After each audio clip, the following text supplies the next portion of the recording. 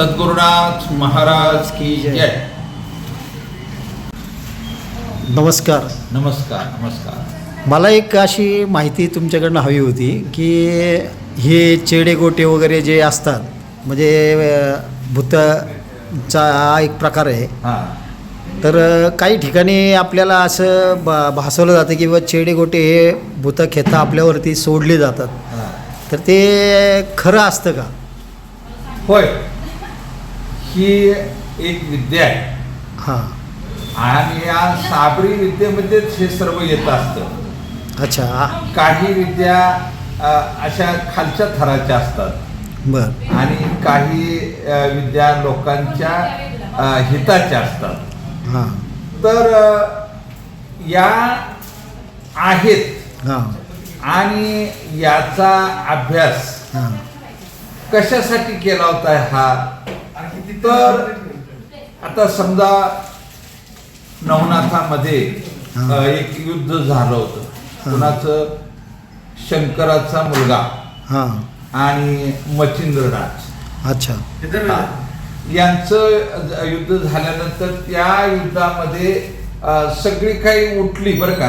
म्हणजे अहिरावण महिरावण असेल ते रावण असेल अशी पहिली जी राक्षस मंडळी भस्मासुर वगैरे म्हणजे ज्या अवताराचा संपवण्यासाठी भगवंताला अवतार घ्यावा लागला बर अशासाठी ते युद्धामध्ये प्रत्यक्ष अवतार घेऊन त्यांना संपवला. आता हे संपवल्यानंतर पुन्हा या मंडळीला जाग करायची म्हणजे पुन्हा देवाला अवतार घ्यावा लागेल. हे धर्माला आड येत होते.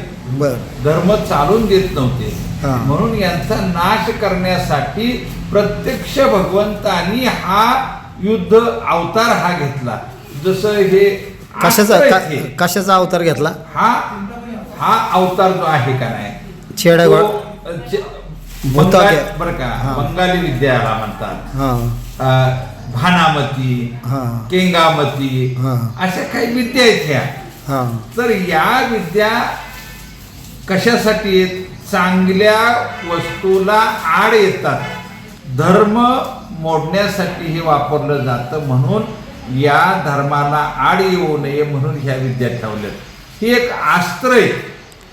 अच्छा. चांगल्या गोष्टीसाठी वापरली चांगलं होईल निस्वार्थपणानं.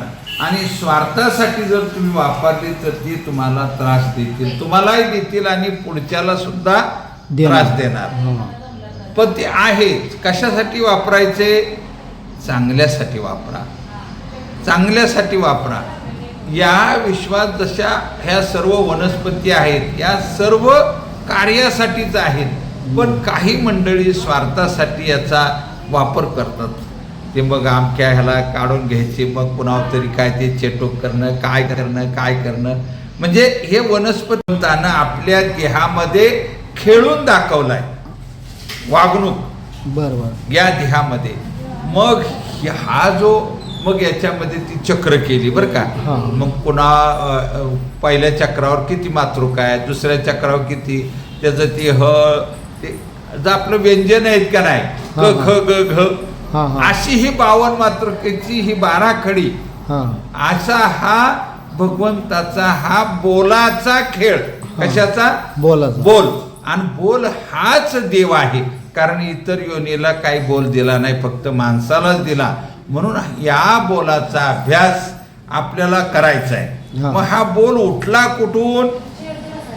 तर आपल्या नाभीतून हा बोल उठतो. नाभीतून बोल उठतो. मग हा बोल कुठला स्वर? तर महाराजांनी आपल्याला प्रत्यक्षात करून दाखवलं.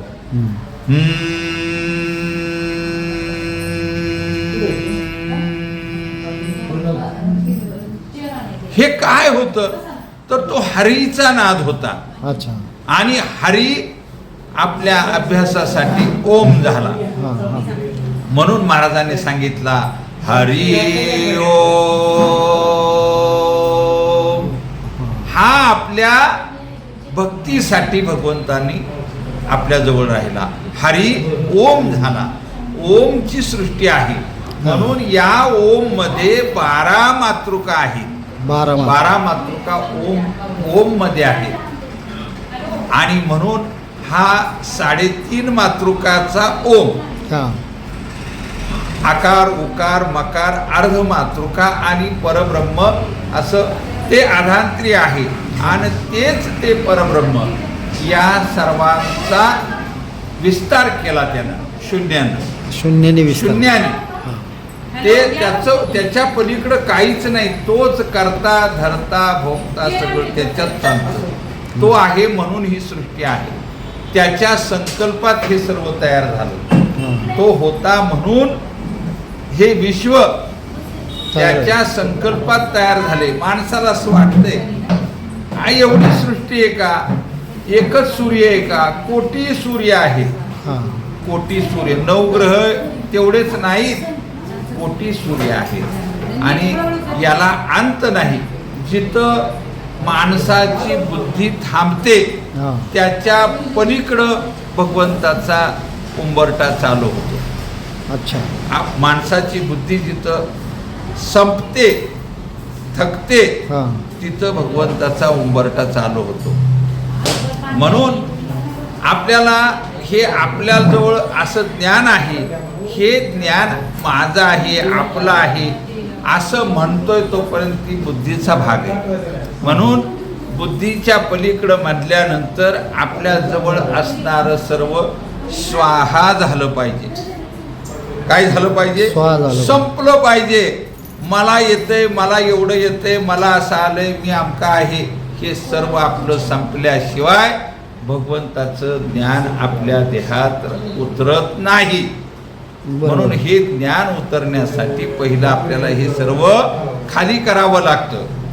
मग ते विचारानं भरलेलं आहे. आणि जोपर्यंत विचार बाजूला होत नाही तोपर्यंत विवेक बुद्धी चालू होत नाही. देहबुद्धी आणि आत्मबुद्धी हा सर्व आत्मबुद्धीचा खेळ चालू व्हावा. देहबुद्धी संपून जावी. म्हणून हा जो काही ज्ञान अज्ञानाचा खेळ आहे, हा पितृभूत अमोक समोक सगळं आहे, हे नाही असं नाही. परंतु याचा प्रभाव कुणाला होतो तर जो अशौच असतो. म्हणजे कसा, ज्याच्याकडं काहीतरी शुद्ध नसतो, अशुद्ध कसा अशुद्ध. आता आपण अशुद्धला काय म्हणतो की आंघोळ नाही केली, असं नाही केलं, तो असा नाही. अशुद्ध म्हणजे ज्याला हे आत्मज्ञान नाही झालं अजिबात, तो माणूस अपुरा आहे, अशुद्ध आहे. म्हणून या अध्यात्म म्हणजे, आणि हे ज्ञान कशानं प्राप्त होईल तर गुरुमुखानं मिळालेल्या नामातून हे अध्यात्म आपलं चालू होईल. आपलं हे देहाचं शुद्धीकरण होईल आणि आपल्याला याचा निवाडा करता येईल. आणि आपल्याला हे असं मग हे भानामती पितृ चेड हे सर्व आपल्याला बाधक होणार नाही. ज्याच्याकडं अज्ञान आहे तिकडं ते बाधक ठरतं. अच्छा, असं ते. बोला आणखी काय पाहिजे? म्हणजे मनावरती सर्व मनबुद्धीचा खेळ आहे ना. म्हणजे कळे आयसे ते नाही भगवंताचं. म्हणजे मनावरतीच त्याचं दडपण आल्यानंतरच हे चेडे गोटे मनावर कब्जा करतात. अज्ञान असल्यामुळं या गोष्टी घडल्या जातात तशा. म्हणून मन उन्मन झालं पाहिजे. अच्छा, म्हणजे जोपर्यंत मन अवस्था आहे तोपर्यंत आपल्याला सर्व भ्रम होत राहणार. बरोबर. मनाची अवस्था आपली बदलली पाहिजे. आणि हे मनाची अवस्था बदलण्याला अध्यात्म गुरुमुखाचं नाम पाहिजे आपल्याकडे. त्याशिवाय मनावरती बदल होत नाही. मन सामान्य नाही. जयाची होय दृष्टी तेथे मनाची राहुटी. मन आगोचरी खेचरी चाचरी चराचरी. फक्त त्याला आकाशाला झेप घेता येत नाही, आकाशाला त्याचं नख लागत नाही. बाकी सर्व दिशामध्ये ते फिरतं, पण आकाशाकडे त्याला उड्डाण करता येत नाही. म्हणून हे उड्डाण हनुमंतानं केलं. सुरुवातीला जन्म झाल्याबरोबर काय करायला गेला? सूर्याला गिळायला गेला. आलं का गिळता त्याला? नाही आलं. म्हणून त्याचं जो उड्डाण केलं त्या उड्डाणाची स्थिती त्याची तशीच राहिली, तोंड फुगलेलं. म्हणजे दम उड्डाण मारताना मग तो दम सुद्धा कमी पडला. सूर्य नाही गिळता आला भगवंता, म्हणून त्यानं रामाची भक्ती करायला सांगितली त्याला त्या दमामध्ये. हा. म्हणून त्याला कुंभक म्हणलंय, आंतरकुंभक. कुंभक म्हणजे हा, आंतर- वायूला धरून ठेवणं, आंतरकुंभक वायूला धरून केला ठेवणं. त्याशिवाय त्याला उड्डाण करता येत नाही. कुंभक म्हणजे तेच ना, वायूला धरून हा, ठेवायचं. थांबून आतमध्ये कोंडून ठेवायचा. हा म्हणजे कोंडून जोपर्यंत आपल्याला त्याची हा. हे होत नाही.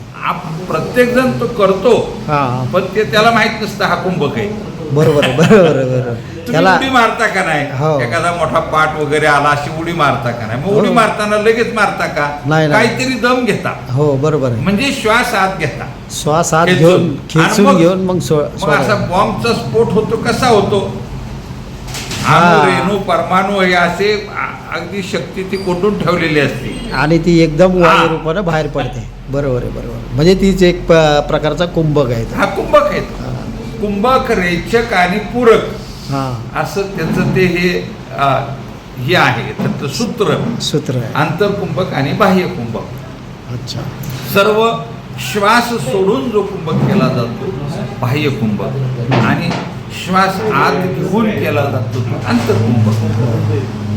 या कुंभकात बरंच काहीतरी हा हो बरोबर आहे. कुंभकात खूप काही आहे. हा. म्हणजे तुमचं 80 वर्षाचं वय जरी झालं तरी त्या कुंभकाच्या साह्यानं तुम्ही 10 वर्षाचे होऊ शकता.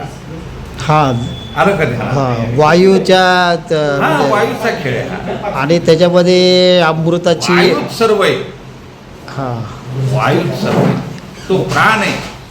खेचरी आणि कुंभक दोन्ही एकत्रित केल्यानंतर अमृताचं प्राशन होतं हा हा, आणि त्याच्यामुळं आपलं आयुष्य वाढतं असं म्हटलंय. खेचरी मुद्रा. हा खेचरी मुद्रामध्ये. खेचरी. ठीक आहे. आपण ही अतिशय सखोल अशी माहिती आम्हाला दिल्याबद्दल धन्यवाद.